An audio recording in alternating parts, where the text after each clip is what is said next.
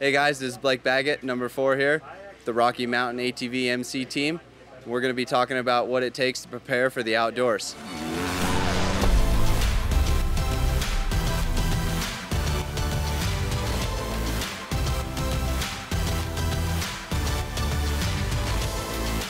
Starting to train for the outdoors starts pretty soon. We start normally a month before Supercross season ends. So normally you'll start riding outdoors on Mondays and Tuesdays, and then you'll ride Supercross on Thursday. That way you're kind of a little bit more in the zone for Supercross when you go on the weekend. But since my hand injury, we've been just riding outdoor motocross on Tuesdays and Thursdays. So when we show up on Saturday, it's a little weird getting going. The first practice, kind of getting in the groove of things, getting the timing back. But since you've been racing Supercross all season and we got so many rounds under our belt, it kind of comes right back to you. So we're just trying to get the testing in during the week with the little time we have and still get the best results we can for the Supercross season.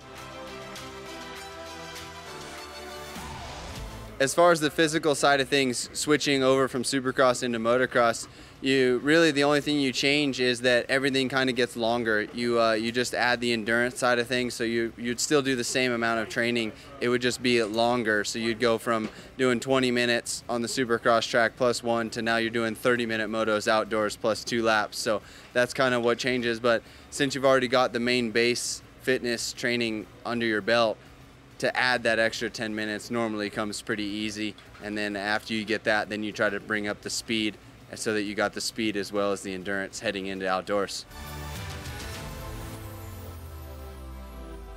Yeah, being in shape as far as the endurance side of things with motocross, that's where I feel like sometimes that's what's my best or my strong point comes to suit. But I don't know if it comes from training during the week or if it just becomes from raw digging deep on the weekend and just digging that little extra and pushing that little bit more than the norm.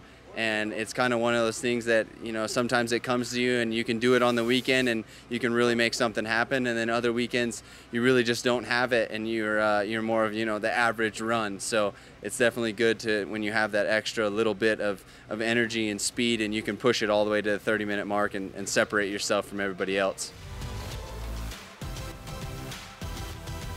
Expectations for outdoors would definitely be to come in and try to win races right off the bat. So we're going to try to be a little more ready this year, a little more prepared as far as bike setup and being comfortable on the bike, and try to get within the first 2 rounds. It would be nice to pull off a win. So last year we had a little bit of a slow start the first 2 rounds, but then by round 3 we got things going and then was able to eventually get to the red plate, and after that had a little mishap. So ideally this year would be to come out swinging in the first round, and it would be nice to win both motos at the first round. And whether that's too much to ask for or not, we'll give it our best shot and just try to be there in the hunt, and of course shoot for getting the red plate, and then maintaining it and keeping the red plate is always going to be the toughest goal. Yeah, the injuries that kind of pushed through and fought through Supercross is kind of one of those things. My thumb is not the greatest thumb that you could ask for. I've had a lot of injuries to it and had to fight through it, and that wrist is the same wrist that's fused. So it's kind of one of those things that when it's sore and hurts, it does hold you back. But at the moment right now, feeling pretty good and just kind of working through things, and everything's kind of come into play. So I think we'll be ready to go and 100% healthy for outdoors to give it our best shot.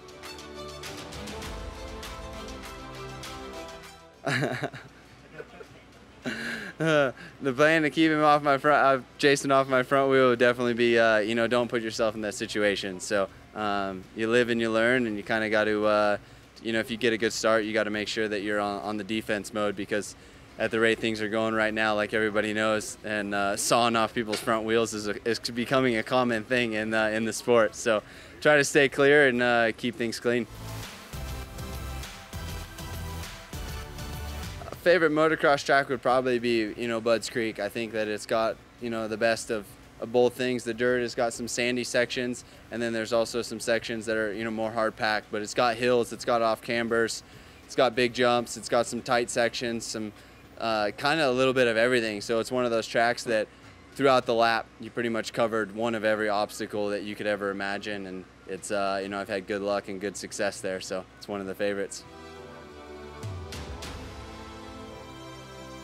Oh, the difference between the fans for motocross and supercross, definitely, supercross has probably a lot more attendees, a lot more people come. It's a cleaner environment for the fans and they get to see more of the track. But the motocross people are the guys that are, buying the bikes and riding on the weekend, and they're true diehards to the sport. They're bringing their kids out there, whether it's hot, cold, raining, whatever. They're there, they're on the side of the track. They only get to see a little bit as you go by, but they're screaming and they're for it, and then most of the time they're racing on Friday or Sunday. They're racing before us or after us, so it's different. I think that they're both good. You get best of both worlds. In Supercross you get the fans perspective where they get to see you high flying and they get close. It's clean, it's in the city, it's not hot, it's kind of just a better environment for the fans as far as that perspective goes. But the fans don't get to ride Supercross themselves. If they want to ride, they get to ride motocross or they get to ride in the desert, so they can relate to riding outdoor motocross a lot better to us when we race motocross than when we race Supercross. The fan can't really relate to their own riding and their own experiences. Yeah, being here at the Salt Lake round this weekend it's the only round that has altitude.